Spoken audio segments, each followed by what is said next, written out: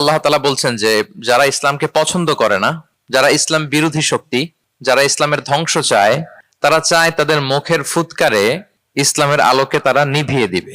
কিন্তু আল্লাহর ফায়সালা হচ্ছে আল্লাহ তার দ্বীনকে, দ্বীনের জ্যোতিকে পূর্ণরূপে বিকশিত করবেন, যদিও এটা কাফেররা অপছন্দ করে। সুবহানাল্লাহ।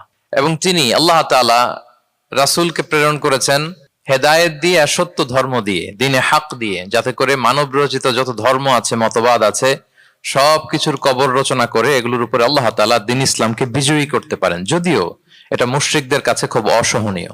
তাহলে এই আয়াত দুটি থেকে আমরা বুঝতে পারলাম যে ইসলামের বিজয় অবশ্যম্ভাবী। এই পৃথিবীতে ইসলামের বিজয়, অগ্রগতি, অগ্রযাত্রা কেউ ঠেকিয়ে রাখতে পারবে না।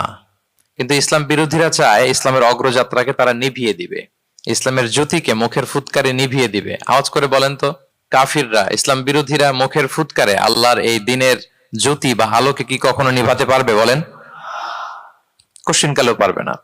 তারা নানা ষড়যন্ত্র করে, তারা নানা ধরনের চক্রান্ত করে, কূটকৌশল করে, আমাদেরকে আমাদের ভূমি থেকে উচ্ছেদ করে, আমাদের ভূখণ্ডে বোমা নিক্ষেপ করে, নানা ধরনের ষড়যন্ত্রের ছক এঁকে আমাদের নওজওয়ানদেরকে শহীদ করে, গ্লোবাল সমুদ ফ্লোটিলার মতো নৌবহরকে আটকে দিয়ে ওরা ভাবে যে ওরা ইসলামের বিজয়কে ঠেকায় ফেলবে। আসলে কি পারবে?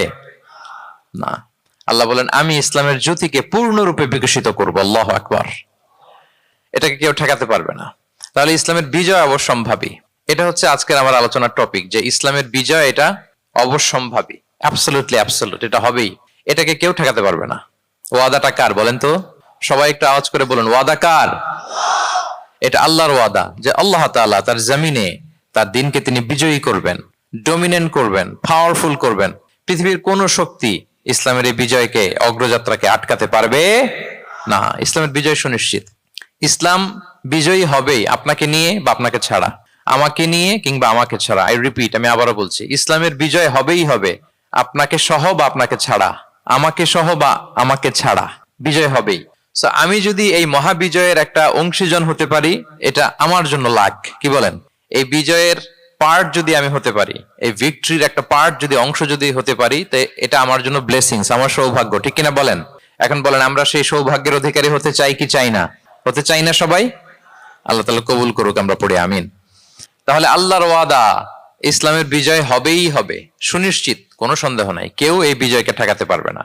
ইসলামের বিজয় হবে আমাকে নিয়ে বা আমাকে ছাড়া, আপনাকে নিয়ে বা আপনাকে ছাড়া, বিজয় হবেই। তবে আমরা যদি লেগে থাকতে পারি, এটা আমাদের জন্য সৌভাগ্যের। এবং আমরা যদি দেখি, আল্লাহ রাসূল সাল্লাল্লাহু আলাইহি ওয়া আলিহি ওয়াসাল্লাম তিনিও এরকম ভবিষ্যৎবাণী তিনি করে গিয়েছেন যে ইসলামের বিজয় অবশ্যম্ভাবী। মুসনাদে আহমদ ইবনে হাম্বলের হাদিস তিনি বলেন, লা ইয়াবলুগান্না হাযাল আমরু মা বালাগাল লাইলু ওয়ান নাহার ওয়া লা ইয়াতরুকুল্লাহু বাইতা ওয়াবার ওয়া লা মাদার ইল্লা আদখালাহুল্লাহু হাযাদ দ্বীন। এই দ্বীন ইসলাম, এই লা ইলাহা ইল্লাল্লাহর বাণী পৌঁছে যাবে গোটা বিশ্বব্যাপী। যেখানে দিন হয়, রাত হয়, দিন রাত্রির আবর্তন পৃথিবীর যেখানে ঘটে, সেখানেই কালেমার বাণীকে পৌঁছে দিবে কে? এই পৃথিবীতে এমন কোন কাঁচা পাকা ঘর থাকবে না যে এই ঘরে লা ইলাহার বাণী পৌঁছাবে না। সুবহানাল্লাহ। পৃথিবীতে এমন কোন জায়গা থাকবে না, এটা হোক মরুভূমি, হোক জঙ্গল, হতে পারে পাহাড়, হতে পারে কোনো আদিবাসী নৃগোষ্ঠী থাকে, পৃথিবীর এমন কোন জায়গা থাকবে না যেখানে লা ইলাহার বাণী পৌঁছাবে না, পৌঁছে যাবে। সহিহ মুসলিমের আরেক বর্ণনায় আল্লাহ রাসূল সাল্লাল্লাহু আলাইহি ওয়া আলিহি ওয়াসাল্লাম তিনি বলেন, ইন্নাল্লাহা যাওয়ালি আল আরবা ফারাআইতু মাশারিকাহা ওয়া মাগারিবাহা ওয়া ইন্না মুলকা উম্মতি সায়াবলুগু মা যুবিয়া লি মিনহা। তিনি বলেন, আল্লাহ তাআলা গোটা বিশ্বটাকে ছোট করে একটা রেপ্লিকা বানিয়ে আমার চোখের সামনে তুলে ধরেছেন। আমি পৃথিবীর প্রাচ্য পাশ্চাত্য সবটুকুন দেখেছি, আর আমি যদ্দূর দেখেছি ঠিক তদ্দূর কালেমার বাণী পৌঁছে যাবে। সুবহানাল্লাহ পড়বেন না? তার মানে গোটা বিশ্বব্যাপী ইসলামের সুমহান বাণীকে পৌঁছে দিবে কে? আল্লাহ পৌঁছে দিবেন। আল্লাহর ওয়াদা আর নবী আলাইহিস সালামের ভবিষ্যৎবাণী। তো ইসলামের এই বিজয়ের অংশী যেন আমরা হতে পারি, আল্লাহ আমাদেরকে তৌফিক দান করুক। আপনি যদি বর্তমান পৃথিবীর দিকে তাকান, তাহলে দেখবেন যে ইসলামের বিরুদ্ধে এত ষড়যন্ত্র, এত কনস্পাইরেসি, এত অত্যাচার, অপারেশন, এত কিছুর পরেও ইসলাম হচ্ছে world's fastest growing religion right now. পৃথিবীর সবচাইতে গ্রোয়িং রিলিজিয়ন হচ্ছে ইসলাম, সবচাইতে। আপনি দেখেন, জরিপ চালিয়ে একটু খোঁজ খবর নিয়ে দেখেন, সারা ওয়ার্ল্ডে দ্য ফাস্টেস্ট গ্রোয়িং রিলিজিয়ন হচ্ছে ইসলাম। সবচাইতে বাড়ন্ত, যেই ধর্মের ভেতরে মানুষ বানের পানির মতো প্রবেশ করছে, সেই ধর্মটার নাম কি? ইসলাম। মানুষ প্রবেশ করছে বানের পানির মতো। আপনি পশ্চিমা বিশ্বে দেখেন, প্রতি জুমাবারে অনেক অমুসলিম, নন মুসলিম, ইহুদি, খ্রিস্টান, এইথিস্ট, সংশয়বাদী, অ্যান্টাগনিস্ট, তারা এসে শাহাদা বাণী পড়ে মুসলমান হয়ে যাচ্ছে প্রতি জুমাবার। নারী পুরুষ নির্বিশেষে, আস্তিক নাস্তিক নির্বিশেষে প্রতি জুমাবারে তারা এসে শাহাদা পড়ে মুসলমান হয়ে যাচ্ছে। এটা তো মসজিদের খবর।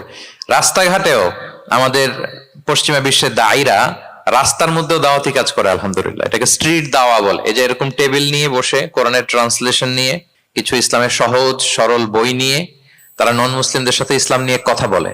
আর ওরা খুব ফ্রেন্ডলি মানুষের সাথে মেশে কথা বলে, ফলে ইজিলি তাদেরকে অ্যাপ্রোচ করা যায়।